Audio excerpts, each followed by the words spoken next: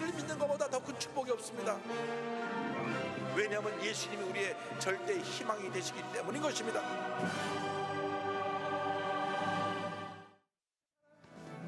마음속에 근심 있는 사람 주 예수 앞에 나를 열어 슬픈 마음 있을 때에라도 주 예수께 아뢰라 주 예수 앞에 나를 열어 주 우리의 친구니 무엇이나 근심하지 말고 주 예수께 아뢰라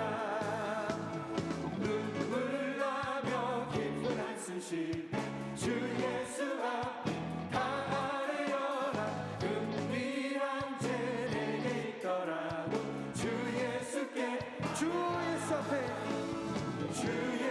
앞에 아뢰어라 주 우리의 친구니 무엇이나 근심하지 말고 주 예수께 아뢰라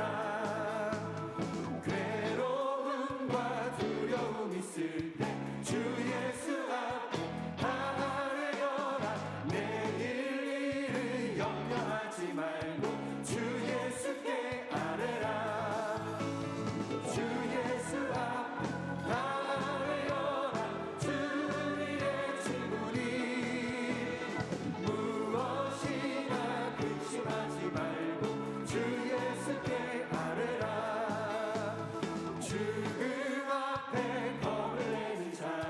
주 예수 앞에 아뢰어라 하늘 바라 바라보는 자여 주 예수께 아뢰라 주 예수 앞에 아뢰어라 주 우리의 친구니 무엇이나 근심하지 말고 주 예수께 천사를 향해 가는 성도들아 천성을 향해 가는 성도들아 앞길의 장애를 두려워 말라 성령이 너를 인도하시니 왜 지체를 하고 있느냐 앞으로 천성을 향해 나가세 천성문만 바라고 나가세 모든 천사 너희를 영접하러 문 앞에 기다려 서 있네 너 가는 길을 누가 믿거니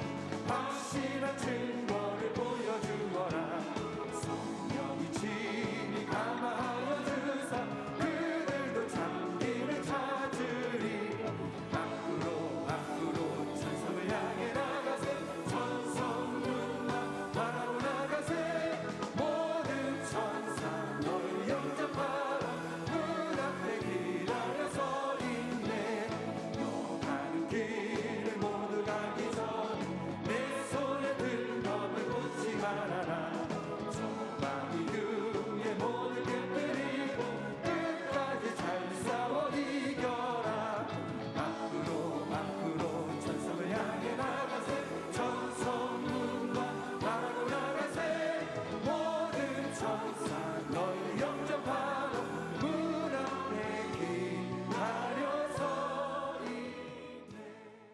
오늘 은혜 받으실 말씀은 창세기 39장 1절에서 3절까지 말씀입니다.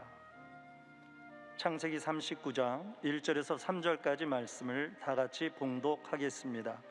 요셉이 이끌려 애굽에 내려가매 바로의 신하 친위대장 애굽 사람 보디발이 그를 그리로 데려간 이스마엘 사람의 손에서 요셉을 산이라. 야훼께서 요셉과 함께 하심으로 그가 형통한 자가 되어 그의 주인 애굽 사람의 집에 있으니 그의 주인이 야훼께서 그와 함께 하심을 보며 또 야훼께서 그의 범사에 형통하게 하심을 보았더라. 아멘. 아멘.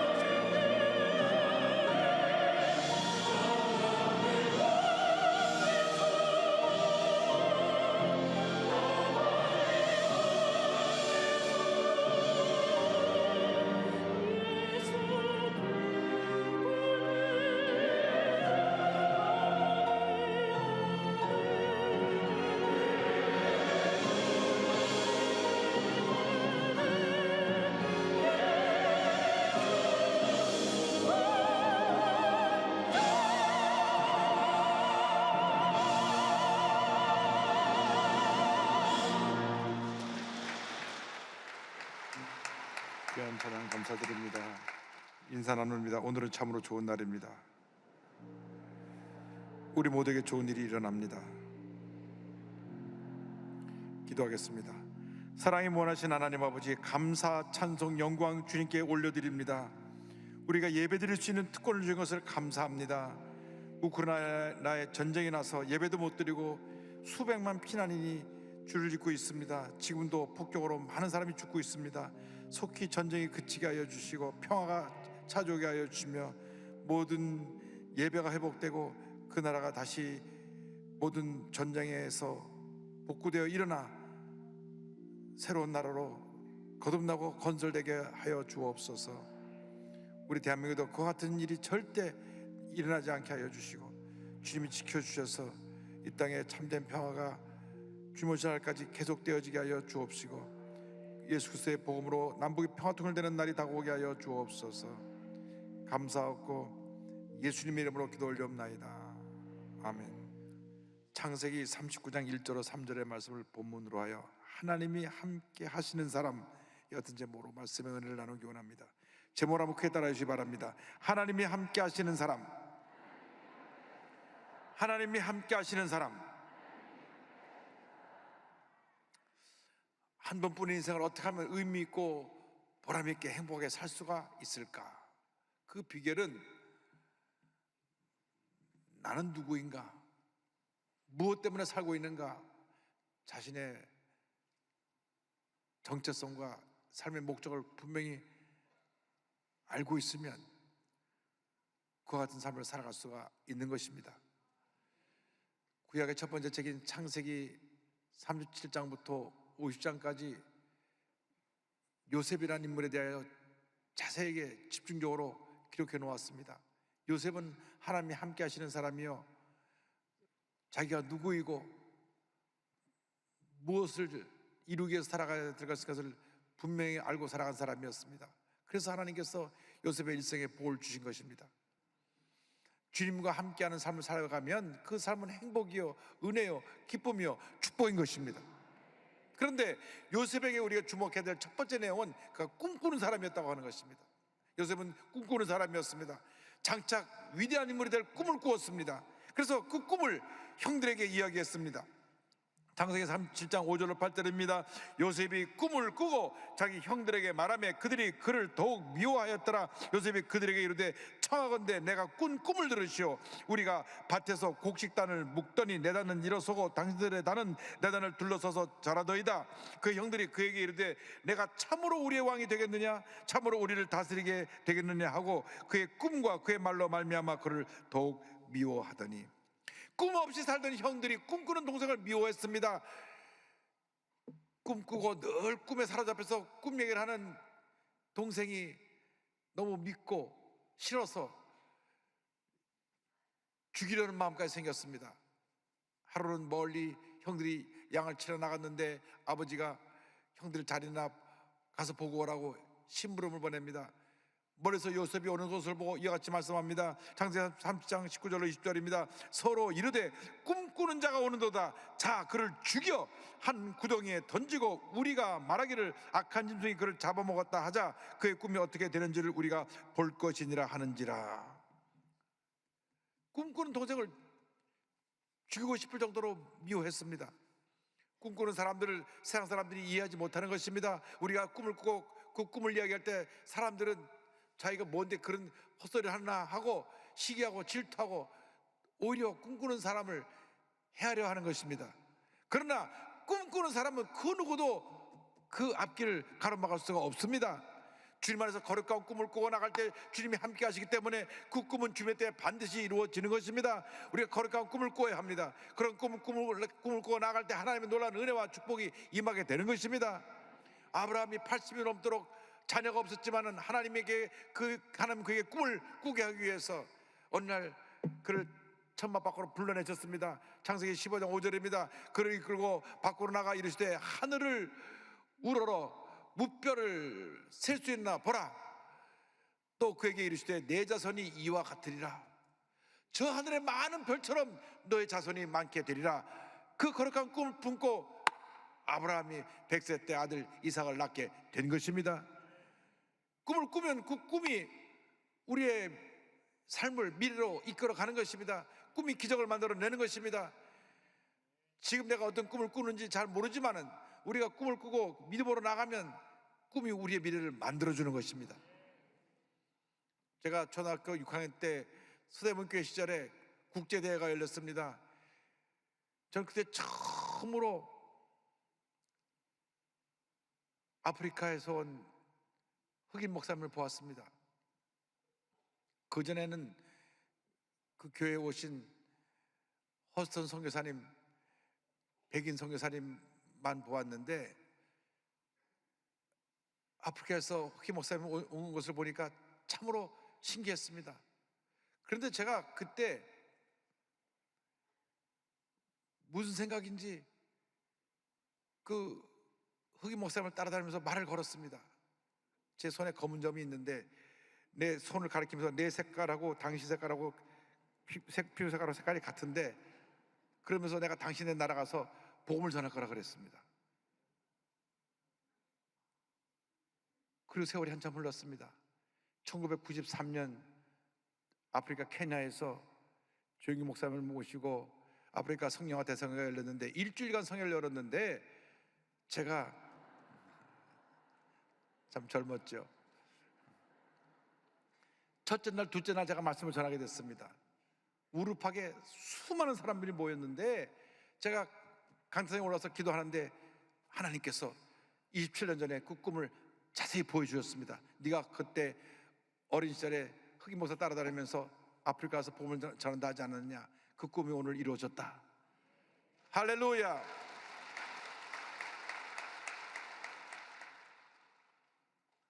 어린애가 꿈을 꾸고 잊어버렸지만 하나님 잊어버리지 아니하시고 27년 후에 그 꿈을 다시 기억나게 만들어 주셔서 제가 감동에 사로잡혀서 말씀을 전했던 기억이 납니다.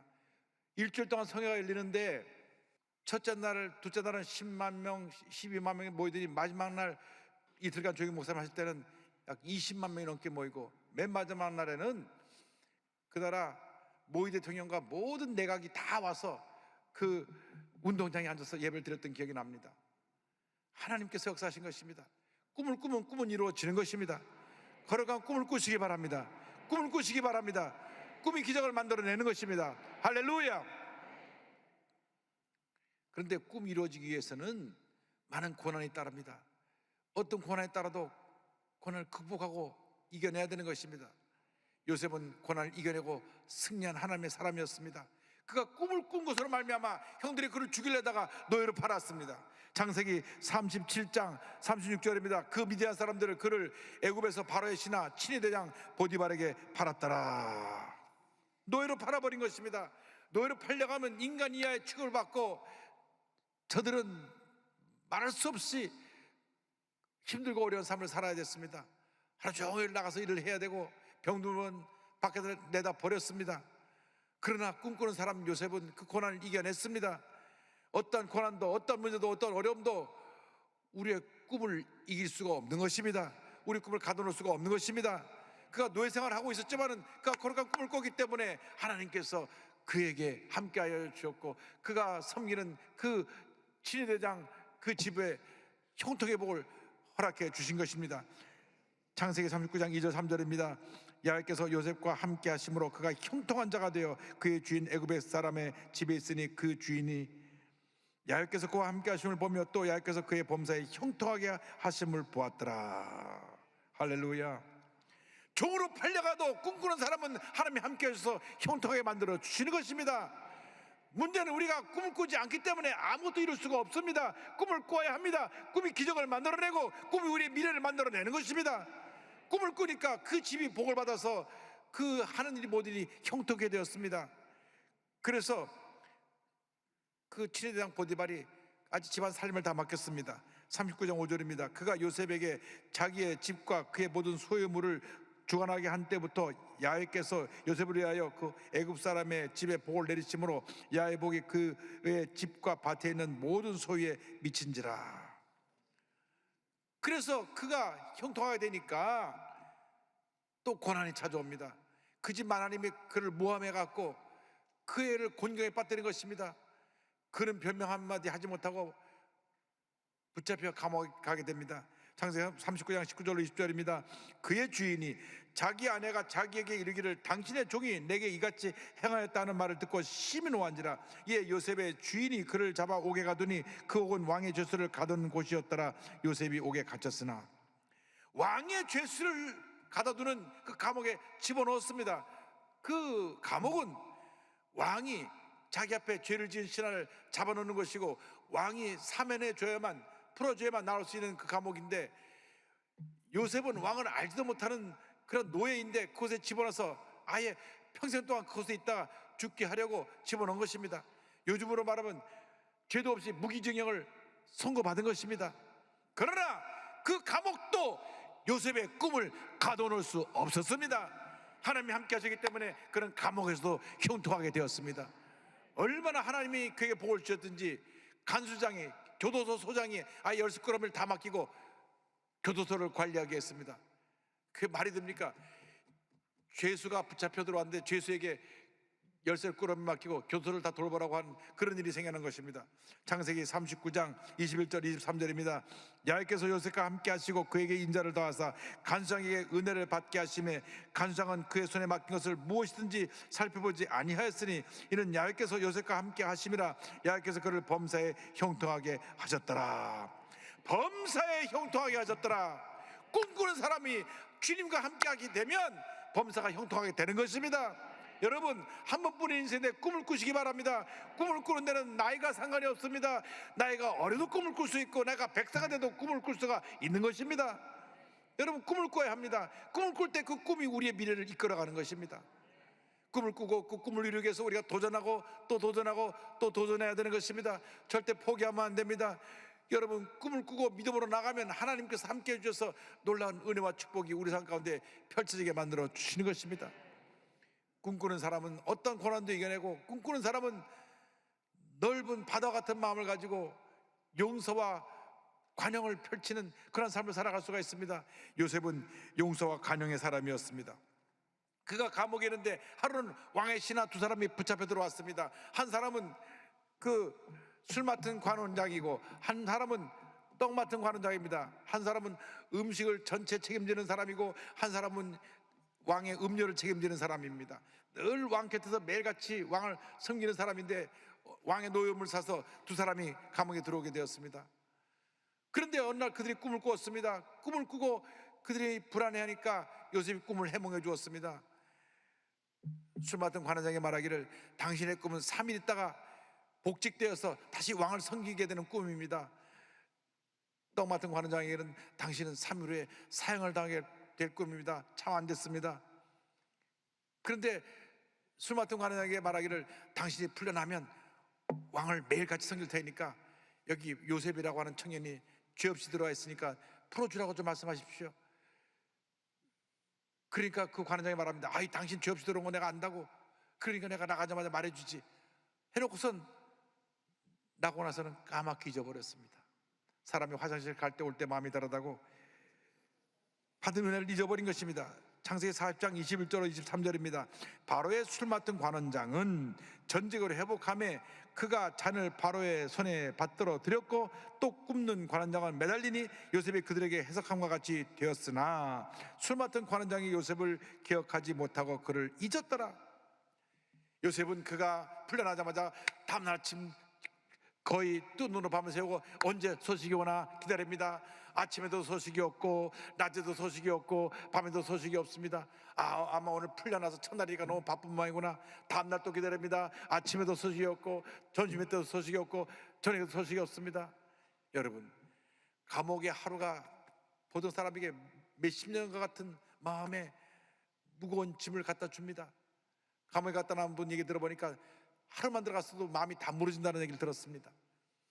그런데 하루가 지나고 일주일이 지나고 한 달이 지나고 두 달이 지나고 세 달이 지나고 반년이 지나도 소식이 없습니다. 마음은 새카맣게 타들어갔을 것입니다. 그러나 그의 꿈은 사라지지 않았습니다. 1년이 지나고 2년이 지나도 그의 꿈은 사라지지 않았습니다. 2년이 지나고 난 다음 바로 왕이 꿈을 꾸었는데 도대체 무슨 꿈인가 사람들에게 물어봐도 사람들이 그 꿈을 해몽하지 못했습니다. 그때서야 술 맡은 관원장이 아차, 내가 그때 내 꿈을 해몽해준 요셉이라는 청인이 있었는데 내가 잊어버리고 있었구나. 왕이여 용서하여 주옵소서. 제가 2년 전에 사면받아서 나올 때 제 꿈을 해명해 준 요셉이라는 청인이 있습니다.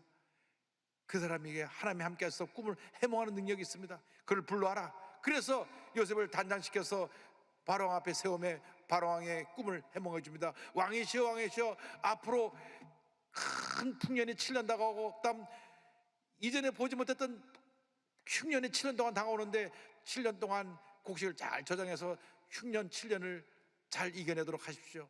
그 말 듣고 감동을 받고 나서 이렇게 얘기를 합니다. 41장 39절로 40절입니다.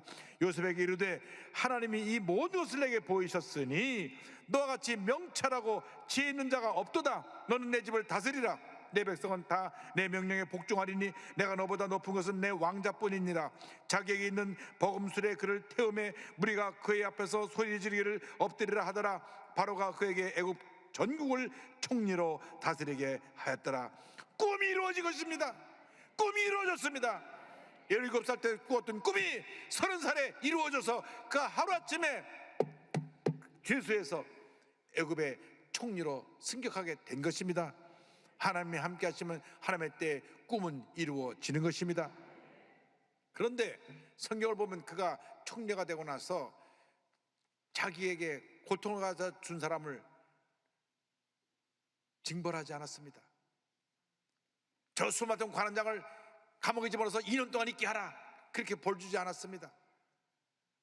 그리고 억울하게 자기의 누명을 씌워서 감옥에 집어넣은 친위대장 보디발과 보디발의 아내를 불러서 저 사람도 곤장 100대를 쳐라, 그렇게 하지 않았습니다. 성경 어디에도 그들에게 복수한 기록이 없습니다. 꿈꾸는 사람은 과거에 살지 않습니다. 꿈꾸는 사람은 복수에 붙잡혀 살지 않습니다. 꿈꾸는 사람은 미래만 바라보고 삽니다. 꿈꾸는 사람은 용서하고 관여하며 주의 사랑을 베풀며 살아가는 사람이 꿈꾸는 사람인 것입니다. 할렐루야! 여러분 모두가 꿈꾸는 사람이 되기를 바랍니다. 과거로 돌아가지 마십시오. 과거 여러분의 상처 준 사람, 그 사람을 생각하면서 내가 잘 되면 두고 보자 해서 잘 되고 난 다음 복수하는 그런 같은 일반적인 삶, 세상 사람들의 삶을 살지 말고 요셉처럼 거룩한 꿈을 꾸면서 과거는 돌아보지 말고 주님이 주신 축복의 미래만을 바라보고 믿음으로 전진전진해 나가시기를 바랍니다. 7년 풍년이 지나가서 다시 흉년이 7년 시작되는데 얼마나 흉년이 심한지 임금각처에서 다 다른 나라들이 곡식을 사러 오는데, 사람들이 곡식 사러 오는데 거기에 요셉의 형들이 와서 곡식 사러 와서 요셉 앞에 넙죽 엎드려 절합니다. 22년이라는 세월이 흘렀기 때문에 요셉의 달라진 모습을 못 알아봤을 것이고, 그 총리의 예복을 입고 딱 높은 데 앉아있으니 어디 감히 고개를 들겠습니까?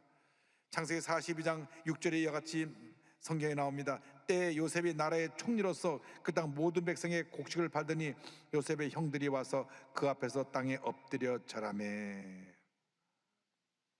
자기를 죽이려고까지 했고 노예로 팔았던 그 형들을 벌하지 않았습니다.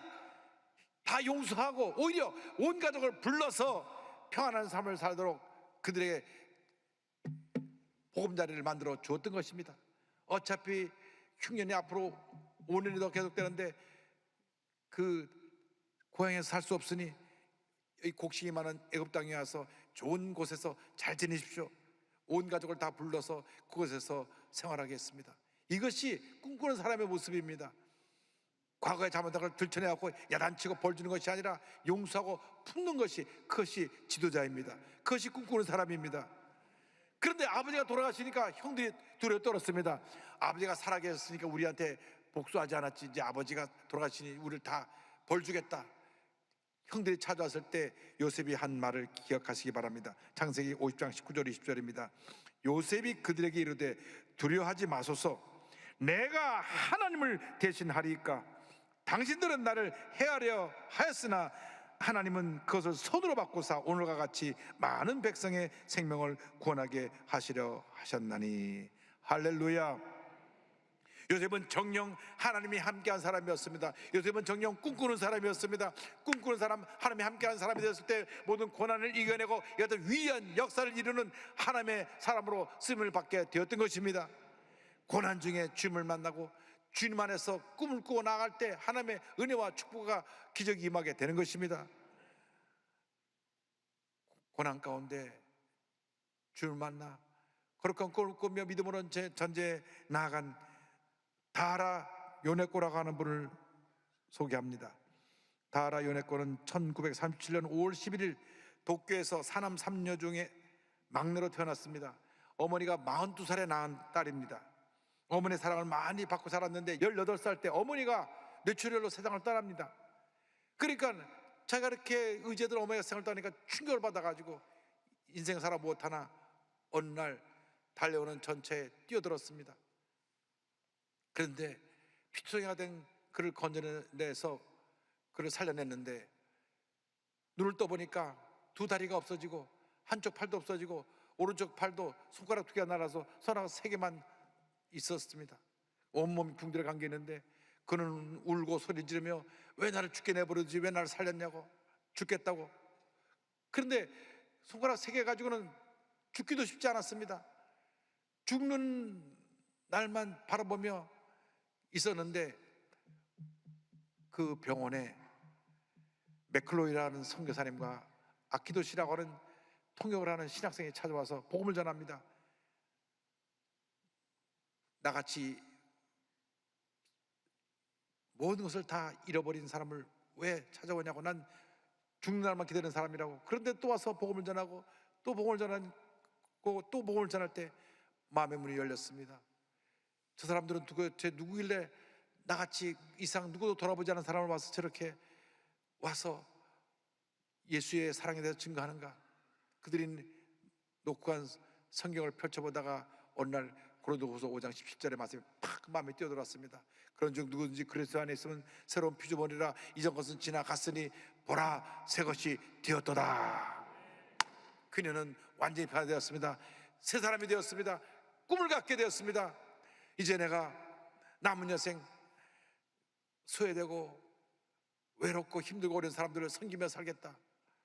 그가 이 거룩한 꿈을 갖게 됐을 때 한 청년이 와서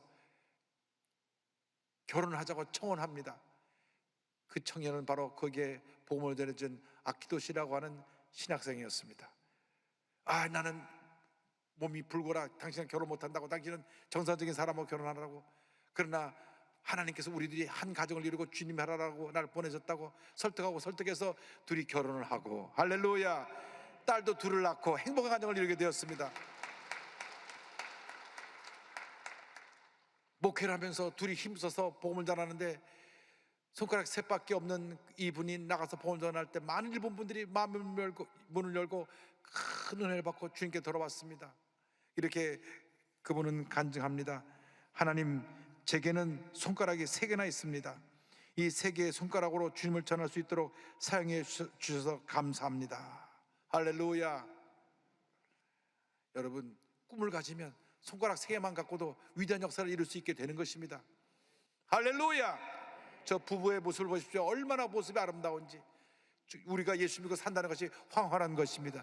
이것이 은혜입니다. 이것이 축복입니다. 꿈꾸는 사람은 황홀한 삶을 살아야 되는 것입니다. 꿈꾸는 사람은 위대한 기적의 삶을 살아야 되는 것입니다. 거룩한 꿈을 꿈고 믿음으로 전진 또 전진 또 전진해 나가시 바랍니다. 주님 여러분과 함께 하십니다. 주님 여러분 떠나지 아니하십니다. 여러분 통해서 위대한 일을 이루시길 원하고 계십니다. 그러므로 주님과 동행하면서 거룩한 꿈을 이루어 나가는 하나님의 사람들이 다 되시기를, 위대한 하나님의 사람으로 쓰임받게 되시기를 주님의 이름으로 축원합니다. 주님 나와 함께 하십니다. 믿음의 고백을 우리가 찬송을 부릅니다. 무디 신학원의 교가처럼 불리어진 오신실하신 주, 이 찬송을 부르면서 우리 주님 앞에 거룩한 꿈을 꾸며 나아가겠습니다. 하나님 앞에서 거룩한 꿈을 꾸는 여러분들에게 위대한 하나님의 역사가 펼쳐지게 될 것입니다. 오신실하신 주 내 아버지여, 늘 함께 계시니 두려움 없네. 그 사랑 변찮고 날 지키시며 어제나